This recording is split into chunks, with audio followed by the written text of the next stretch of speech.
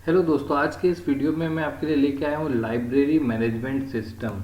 इस प्रोजेक्ट के बारे में अगर आपको कोई डाउट होता है तो आप कमेंट सेक्शन में कमेंट करके उसके बारे में जानकारी ले सकते हैं।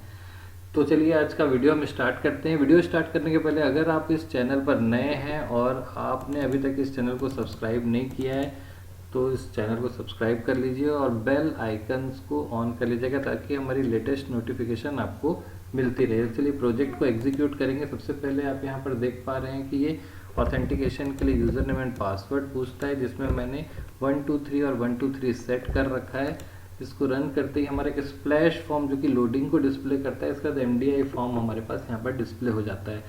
दोस्तों मैं आपको एक बात और बताना चाहता हूँ कि आप इसमें चाहें तो कैप्शंस को ऑन करके दूसरी लैंग्वेज में भी देख सकते हैं। साथ ही साथ अगर आपको कोई दूसरे प्रोजेक्ट्स की इंफॉर्मेशन भी चाहिए और भी प्रोजेक्ट्स के कलेक्शंस हैं, उनकी इंफॉर्मेशन डिस्क्रिप्शन में दी हुई है और कुछ डिटेल्स जैसे कोडिंग MDI क्या होती है वगैरह वगैरह कोडिंग जो है आपको आई बटन पर भी मिल जाएगी उनकी डिटेल्स। तो यहाँ पर हम देख पा रहे हैं कि MDI फॉर्म जो डिस्प्ले हो रहा है लाइब्रेरी मैनेजमेंट के, इसके मैं मेन्यूज़ को आपको दिखाना चाहूँगा। जैसे मास्टर डिटेल में कुछ मेन्यूज़ दिए हुए हैं, साथ ही एम्प्लॉई का डिटेल भी यहाँ पे रखा जा रहा है। ये ऑप्शनल है, आप इसको रख भी सकते हैं, अदरवाइज नहीं भी रख सकते हैं। आप यहाँ पर देख पा रहे हैं कि रजिस्ट्रेशन से संबंधित डिटेल है यहाँ पर, और इसके अलावा आप यहाँ पर ट्रांजैक्शन डिटेल्स भी देख सकते हैं। टूल्स में आपके लिए कैलकुलेटर और नोट पैड दिया हुआ है और यहाँ पर आप रिपोर्ट्स भी देख सकते हैं। तो आप रिपोर्ट्स की कैटेगरी भी यहाँ पर देख सकते हैं। दोस्तों वीडियो को लास्ट तक देखिएगा। लास्ट में आपको डेटाबेस डिज़ाइन, डेटाबेस डिक्शनरी और ER और DFD के डिज़ाइन भी दिखाए जाएंगे। तो चलिए हम स्टार्ट करते हैं। सबसे पहले जो हमारा सबसे इम्पोर्टेंट टास्क है यहाँ पर वो है ट्रांजैक्शन, जिसमें हम यहाँ पर सर्च कर सकते हैं। और इशू और रिटर्न का जो पॉइंट है सबसे इम्पोर्टेंट होता है। मान लीजिए हमारी लाइब्रेरी में कोई बुक इशू कराने आता है तो उसकी डिटेल आप यहाँ पर देख सकते हैं। जो मेंबर हमारे पास रजिस्टर्ड है, फिलहाल यहाँ पर 3 मेंबर दिख रहे हैं। जैसे मैं पहला मेंबर सेलेक्ट करता हूँ तो यहाँ पर उसकी डिटेल्स दिख जाएंगी, जैसे उनका नाम, एड्रेस, मोबाइल नंबर जो कि डमी डला हुआ है आप यहाँ देख सकते हैं। और मेंबर की कैटेगरी भी आप देख पा रहे हैं। इन्होंने अभी फिलहाल कौन कौन सी बुक्स इशू करा के रखी हुई है वो डिटेल भी इनको यहाँ पर डिस्प्ले हो रही है। तो आप यहाँ पर देख पा रहे हैं कि अभी हमारे पास कौन कौन सी बुक है। मान के चलिए हम इंट्रोडक्शन टू सी नाम की जो बुक है वो इन्हें इशू करना चाहते हैं। तो आप देख पा रहे होंगे कि यहाँ पर इस बुक की डिटेल्स भी आपको यहाँ पर डिस्प्ले हो रही है। तो यहाँ पर मेंबर ID सेलेक्ट करते ही मेंबर की डिटेल और राइट साइड में बुक की डिटेल्स यहाँ पर दिख रही है। टोटल अवेलेबल क्वांटिटी आपको दिख पा रही होगी कि 10 है यहाँ पर। तो अब जैसे ही मैं इसकी एंट्री कर लेता हूँ, एक बुक इशू कर दूँ अगर मैं इनको, तो आप देख रहे हैं कि बुक इशू हो चुकी है। नेक्स्ट टाइम पर जब मैं इनको सेम बुक इशू करने जाऊँगा तो आप देखेंगे कि यहाँ पे क्वांटिटी एक कम हो चुकी है।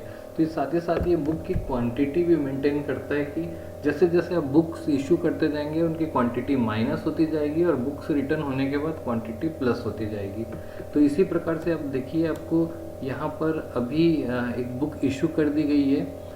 साथ ही साथ मैं यहाँ पर रिटर्न का ऑप्शन भी देखना चाहूँगा कि अगर कोई बुक रिटर्न करता है, मान के चलिए मेंबर ID 1 है, इनको जो जो बुक्स इशू हुई है, जैसे अभी मैं यहाँ पर देखूँ कि यहाँ पर आप देख पा रहे हैं कि अभी थोड़ी देर पहले ही मैंने ये बुक इशू की हुई है, इंट्रोडक्शन टू सी। इसका डेट भी आप देख पाएंगे कि कब ये इशू की गई है।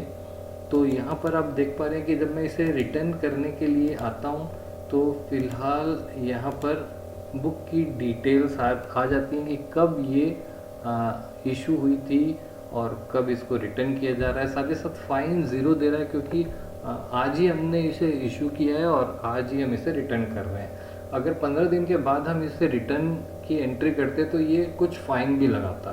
तो यहाँ पर जैसे ही मैं रिटर्न की एंट्री करता हूँ तो इनकी कुछ डिटेल्स, फाइन की डिटेल्स जो है वो प्रिंट हो जाएगी यहाँ पर। अब देखेंगे कि ये बुक रिटर्न होने के बाद नेक्स्ट टाइम पर जब मैं अगर इशू करने जाता हूँ, सेम पर्सन का नाम ले लिया मैंने, सेम बुक का नाम ले लिया, देखिए क्वांटिटी एक प्लस हो गई है। ये सबसे बड़ा जो स्टॉक मेंटेन कर रहा है ये प्रोजेक्ट, वो सबसे बड़ा पॉइंट है इसका। यहाँ पर बुक्स की क्वांटिटी को भी मेंटेन किया जा रहा है। तो ये इशू और रिटर्न का जो प्रोसीजर है वो आपको समझ में आ गया होगा। साथ ही साथ आप लाइब्रेरी में किसी बुक्स को परचेस करके उसकी एंट्री भी कर सकते हैं। जैसे फ़िलहाल अभी इसकी ID जो है इतनी है, उसकी कुछ क्वांटिटीज़ आप बढ़ा भी सकते हैं। जैसे मैं आपको यहाँ पर दिखाऊं कि अगर इसकी 10 पीस अभी डिस्प्ले हो रही है, मैं 10 पीस और परचेस कर देता हूँ और वेंडर का नाम XYZ जो मैं भी फ़िलहाल डमी दे रहा हूँ, मैंने 10 पीस और एंट्री कर लिए। तो जब आप इशू करने जाएंगे तो आपको यहाँ पर देखने के लिए मिलेगा कि जो ये बुक है वो अब 20 पीस यहाँ पर दिख रही है, देखने के लिए मिल रहा है। तो स्टॉक जो है वो काफ़ी अच्छे तरीके से यहाँ पर मेंटेन हो रहा है। तो बुक की आप यहाँ पर बुक को सर्च भी कर सकते हैं कि किस कैटेगरी की कितनी बुक्स हैं। जैसे मैं कंप्यूटर्स की बुक देखूँ तो ये 2 बुक्स कंप्यूटर की हैं, हिंदी की बुक देखूँ तो 1 बुक हिंदी की है। इस तरीके से आप यहाँ पर बुक के नाम, पब्लिशर वगैरह वगैरह के तरीके से आप यहाँ पर सर्च कर सकते हैं। तो दोस्तों आप यहाँ पर देख पा रहे हैं कि ये कम्बो में कुछ जो कैटेगरी डिस्प्ले हो रही है, लिस्टिंग हो रही है, इसके बारे में डिटेल्स आप आई बटन पे देख सकते हैं और कैप्शन ऑन करके आप और डिटेल्स ले सकते हैं। कोई डाउट होने पर आप कमेंट बॉक्स में कमेंट देंगे तो उसका रिप्लाई मैं कुछ दिनों में करूँगा। यहाँ पर आप देख रहे हैं कि ट्रांजैक्शन के साथ साथ आपको यहाँ पर शेल को कॉल करके कैलकुलेटर और वगैरह नोटपैड वगैरह भी आपको यहाँ पर उपलब्ध कराया गया है। रिपोर्ट्स में आप देख पाएंगे कि किसने कब कब इशू कराई बुक, फिल्टर्ड रिपोर्ट आप देख सकते हैं। किसने डेट वाइज 2 डेट के बीच में कौन किसने इशू कराया, किसने रिटर्न कराया, ये सारी रिपोर्ट्स आप देख सकते हैं। रिपोर्ट बनाने के लिए आपको डेटा रिपोर्ट टूल का यूज़ यहाँ पर किया गया है और इसको आप एक्सपोर्ट भी कर सकते हैं। फिल्टर्ड रिपोर्ट की इंफॉर्मेशन आपको आई बटन पर मिलेंगी। स्टेप बाय स्टेप इंफॉर्मेशन भी देख सकते हैं आप, वीडियो के साथ अटैच किया हुआ है। और अगर आप कोई टॉपिक में इंटरेस्ट है तो डिस्क्रिप्शन में जा करके आप और भी काफ़ी सारे टॉपिक्स हैं उनको भी देख सकते हैं।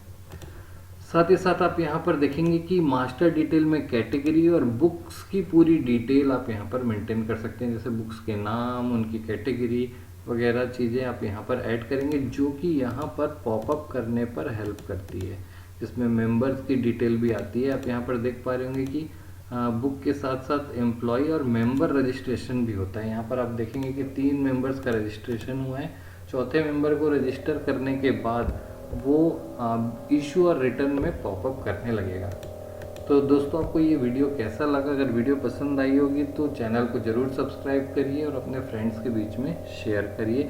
कोई डाउट होने पर कमेंट सेक्शन में अपने कमेंट को ड्रॉप करिएगा, समय मिलते ही मैं उसका रिप्लाई करूँगा। Thank you.